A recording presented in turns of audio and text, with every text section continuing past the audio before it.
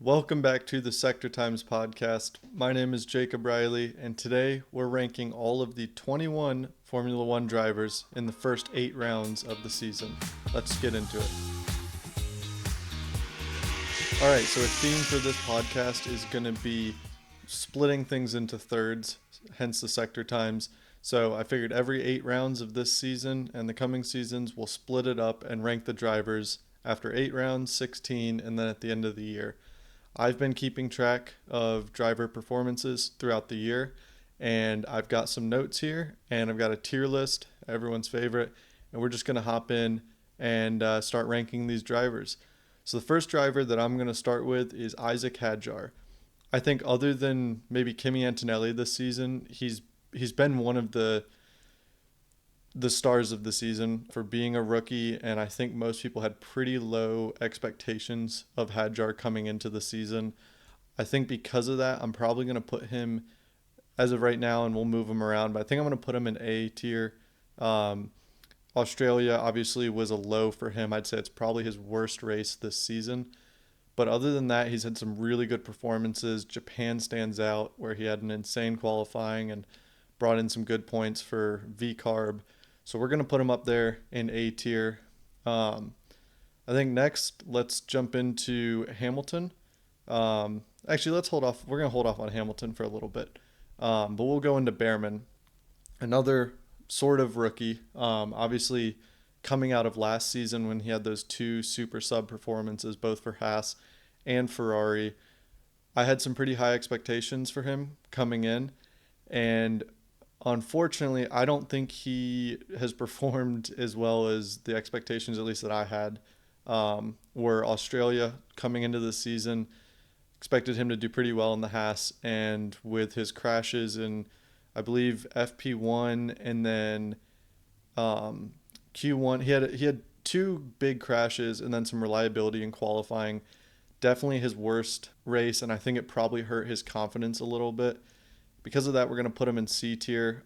He can't go any higher, in my opinion, but C tier is decent. Bahrain was a good performance. He started last in that race and he got up to P10, which was impressive. Obviously, safety car in that race kind of had a little bit to play with it, but because of that, we're going to put him in C tier for now.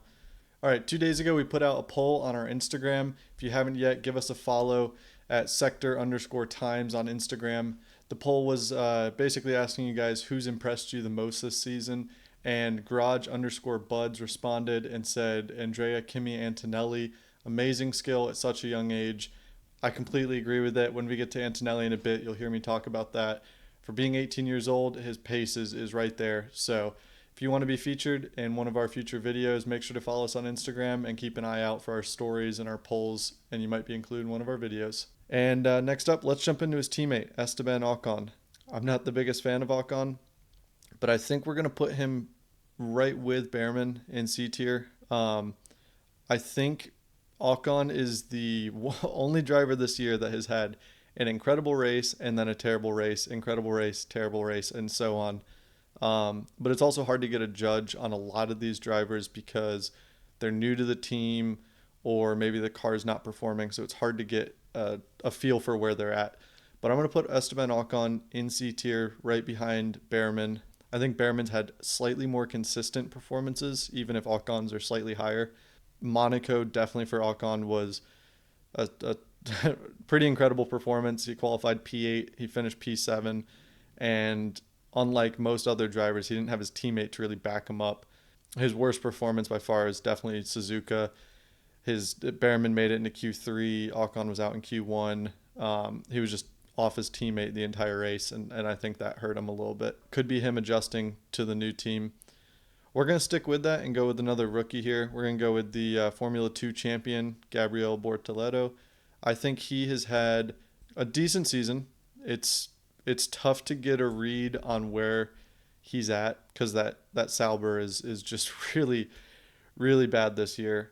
So it's hard to get a grade on him. I think his best performance was probably Imola, and even then it wasn't anything too special. He did make Q2, and unfortunately the virtual safety car kind of destroyed his race. So because of that, I think I'm going to put him down here in D tier. He's had, I'd say Saudi comes to the top of my mind in terms of bad performances. That was just, he was pretty much at the back of the field the whole race, and then his manager being Alonso and almost taking Alonso out in the race is just, in my opinion, unacceptable. So because of that, we're going to put Bortoleto down in D tier. We're going to stick with a green team, but we're going to go to everyone's favorite, Stroll. It's hard for me to say, but unfortunately, he's been the top driver for Aston Martin this season. We'll get to Alonso next, but Alonso has been, I'd say, probably the most unlucky driver this year. And there's no doubt in my mind that Alonso is a better driver than Bortoleto, but Stroll had a really good performance in Australia. I think he finished P6 in that race, which is incredible. For just surviving Australia is no mean feat for any of these drivers. And you'll see that's kind of a theme with a lot of them maybe being their worst race. But Stroll's by far worst race is Japan. He made that mistake in qualifying, and he was just behind Alonso the entire weekend. So because of that, we're going to put him in D tier. I'm going to put him, we're going to keep the order that I've got right now. At the end, we might go and adjust some of these in the tiers. But like I said, let's jump to Alonso now. So like I said, Alonso's had a very unlucky season. It seems like the universe is out for him to not score any points this year. Monaco was his best shot by far. He was running in the points, and then reliability, which you don't see too often now in Formula One, but that hurt him a good bit. I honestly think he is just sticking it out for the Adrian Newey car next year, and he's just out driving and getting the paycheck. So I'm kind of in between C and D tier. I think he's driving well. He's just unlucky. So we're going to put him in C tier. I think for right now, he's going to go behind the Haas drivers just because the performances, although I think he's driving well, I don't think the results are showing, and the Haas cars they're doing decent. So we're going to put him in C tier. Next, let's knock out the last green team driver. We're going to go to Hulkenberg. It's frustrating to see Hulkenberg now. In that Haas, he was incredible. He's always been really good at qualifying, but this season it just hasn't been there. And just like Alonso, I think they're sticking it out for Audi to hopefully come in and save that team. And I hope they can, because I think both Bortoleto and Hulkenberg deserve a better car to show their performances. But like I said, with Bortoleto, it's hard to gauge Hulkenberg because the car's not there. I think Australia was, I mean, there's no debate that Australia was his best race of the year. He finished P7 in that and brought in a lot of points, and since then it's just been a tough season. Saudi Arabia, probably his worst race. He didn't out-qualify Bortoleto, but the car just wasn't there. I think because of that performance, we're going to move him ahead in D tier and have him up at the top. But because of how experienced he is, he should be higher. It's a shame to put Hulkenberg so low down, but that's where we got to put him. Next, we're going to go into some drivers that have maybe swapped around a little bit. So we're going to go to Tsunoda next. And this is a tough driver to rate. I think Tsunoda's a good driver, but in the V carb, he was doing incredibly well.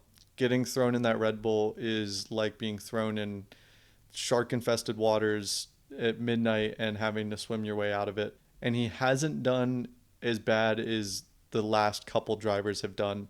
Obviously, Lawson didn't get enough time to really show what he was capable of. But I'm going to put Tsunoda right now because of how he's coped with the pressure at Red Bull.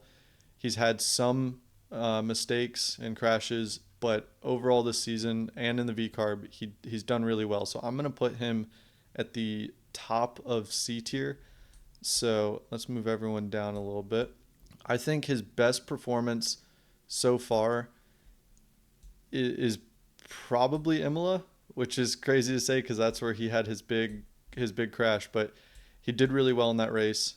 Monaco, he didn't really have a chance to show anything because he was really just playing the team game in that race. But Imola, he fought through the field, and for having a crash and coming back like that, especially how we've seen crashes build up and destroy second drivers at Red Bull, destroy their confidence. I think Yuki's done a good job of keeping his head in the right place. So because of that, I'm going to put him at the top of C tier. Let's jump into another driver that has moved around a little bit. Let's just go to Liam Lawson since we're on the topic of drivers switching around. This is a tough one because I had high expectations of Lawson coming into this year. I don't think he deserved only 2 races at Red Bull. I do agree his performances were drastic and he was not there at all. But I think he deserved a little bit more time to possibly show what he can do. But I hope that in the V-Carb now he's able to rebuild that. I think we're starting to see Lawson performing better and better and getting to grips with the V-Carb because last year he did incredible in that. But just based off these first 8 races, I'm going to have to put him down in E tier and poor. Like I said, it's harsh for them to drop him that early. Didn't live up to the potential I think most of us had for Lawson. Monaco was his best race so far this season, his best qualifying, his first points of the season. He was still off the pace of Hadjar, but he was there, and Lawson was essentially being used as a block, as were most drivers that qualified lower down than their teammates. So because of that, we're going to put him in poor. China was, I mean, listing his worst race is tough because there's been a lot of them this season. China, I think, was probably his worst. His sprint race recovery was decent, and I think a lot of us had hopes that going into the race he would be able to do the same thing. But once again, he qualified poorly in the Red Bull and had to fight his way back up, and the car just wasn't there for him. So because of that, I'm going to have to put him down in E tier. And obviously after China was when he was dropped and Yuki came in. Let's start putting some people up here in SA and B because we've knocked out a lot of the drivers down low, which I guess that's a spoiler, but we're going to jump to Kimi Antonelli. I think this driver has shocked a lot of people this season.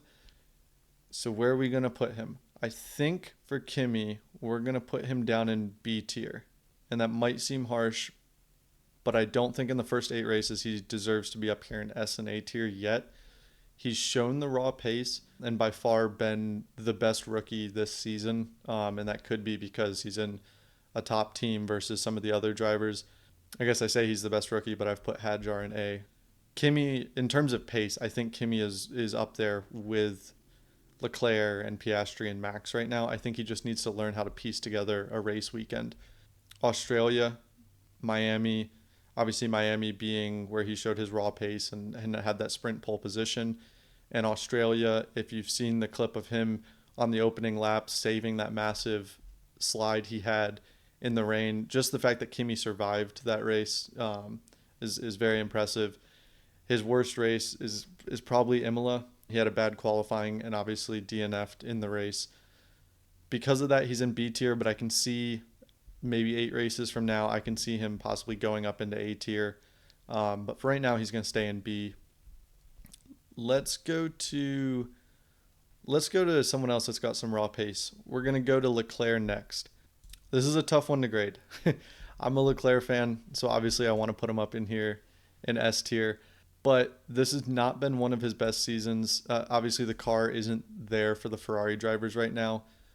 But I think Leclerc has been getting about the most out of that car that he can. And I think having Hamilton coming in as a teammate, it's got to scare you a little bit. And Leclerc's done really well. He's been ahead of Hamilton most of the time this season, if not almost all of it. Obviously, Monaco being his best performance this season yet. Almost getting that pole position, which would have been incredible. Probably a back-to-back win in Monaco. Bad performances. Everything's pretty mediocre for the other ones, but Miami, he did have that crash in the rain on the formation lap. Not really his fault, in my opinion, but I don't think he maybe should have been flying down the straight on inters in the downpouring in the rain. So because of that, I'm going to put him in A tier. And for right now, I'm going to keep him behind Hadjar. He's done well, but I think Hadjar's been driving that V-Carb further than its potential or right at it, slightly more than Leclerc has been. So we're going to put him up in A tier. All right, I think we're going to go to the Alpine drivers next. We're going to start with the one that's been there all season. We're going to go with Pierre Gasly.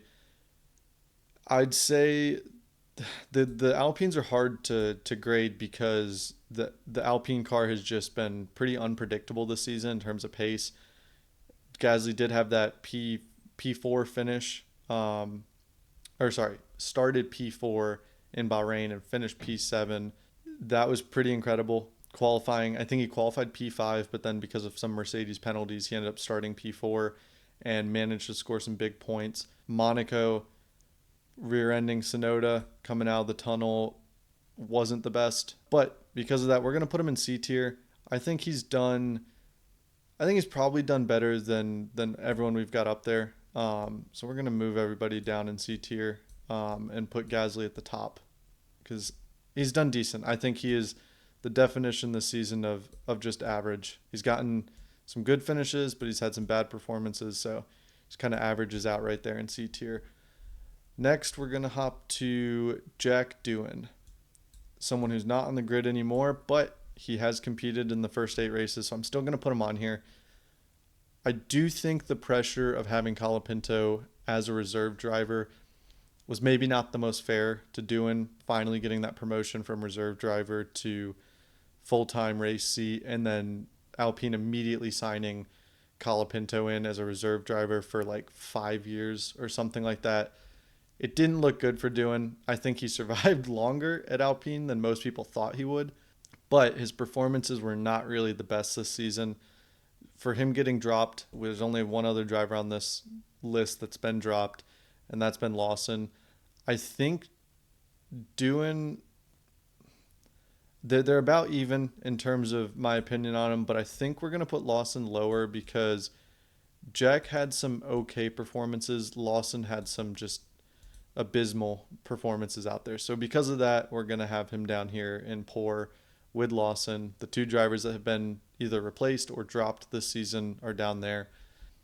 And let's get to the last Alpine driver who has only been in 2 races. So he's really hard to grade so far.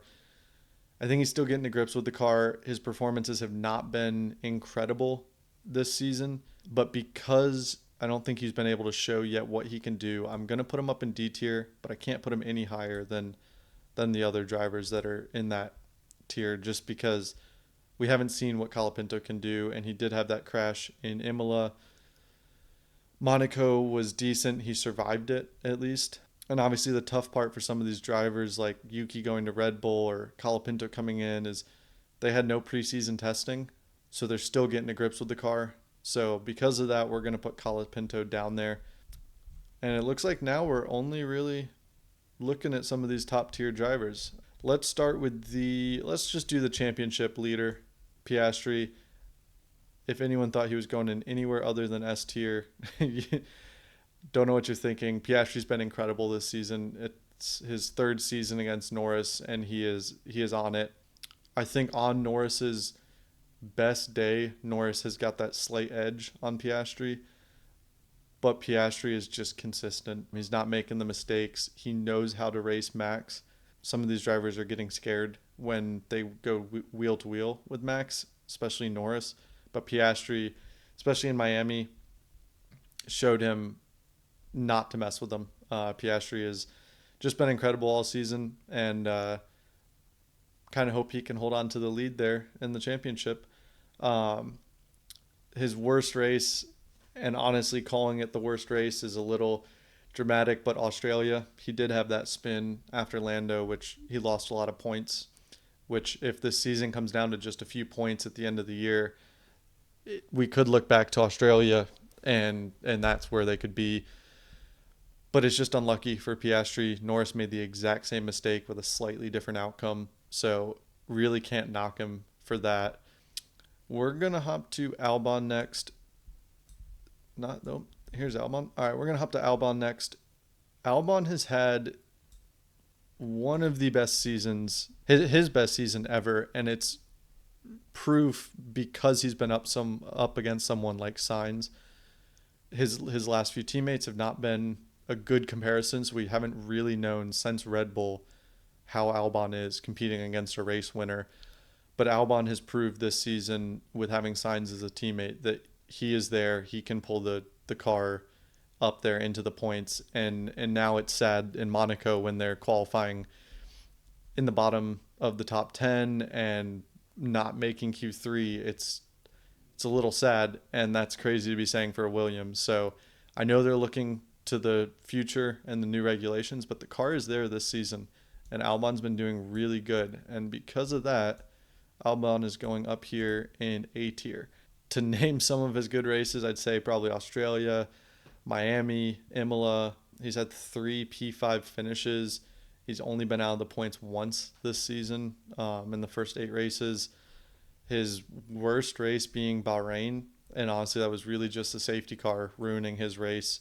He did qualify poorly, kind of put him in a bad place, but he's been incredible. Very hard to nitpick his performances this season. So we're going to put him in A tier. We're going to jump to Norris next. Norris has been a disappointing one. Every year I make predictions on where I think people are going to finish in the championship, P1 all the way down to P20. This season I actually did P21 because I had a feeling Colapinto would come in.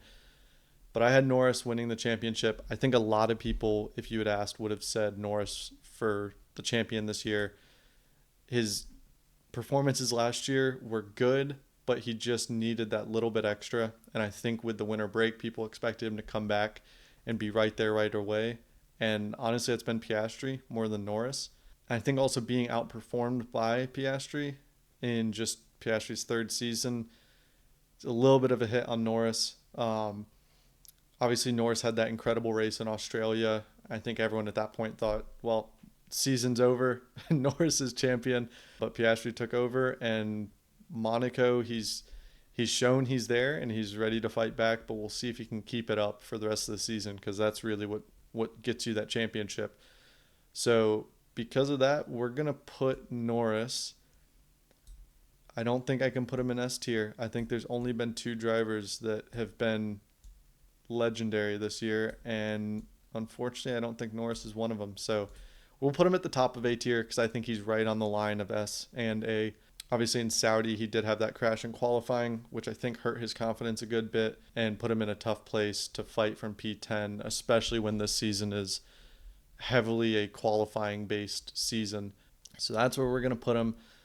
Let's jump next to another Mercedes powered car. We're going to go to Russell. I genuinely think Russell, if he had the best car, I think if he was in that McLaren, I think he'd be fighting for the championship. He's definitely an outside chance if the McLarens trip over each other because Russell's been super consistent. He's had 4 podiums this season, and up until Monaco, I believe, he had finished in the top 5 of every competitive session, qualifying race and sprint qualifying and sprint race. In Bahrain, he held off Lando and was having those brake issues. So that was super incredible from Russell. It just seems like every time I'm not paying attention to Russell, he's there on the podium. So Russell's been really good, Monaco being his worst race.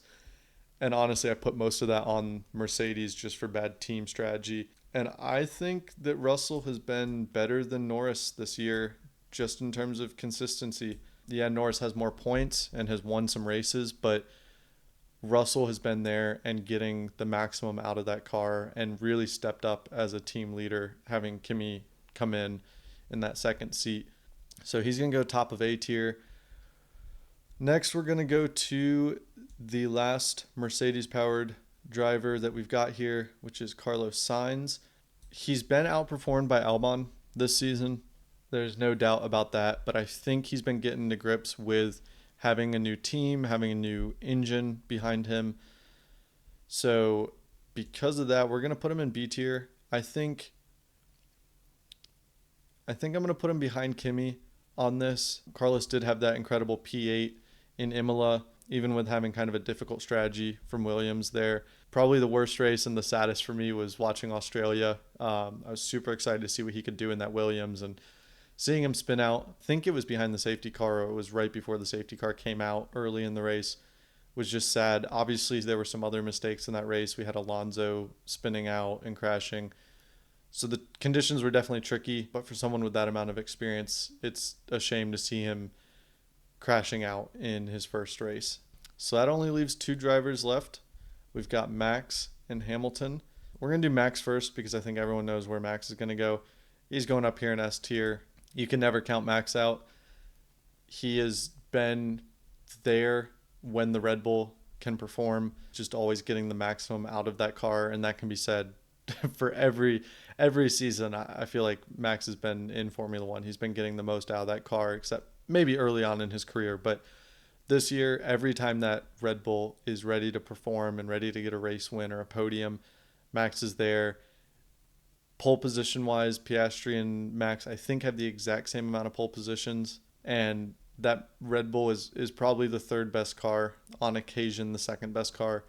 But yeah, he's got to go up here in Legendary.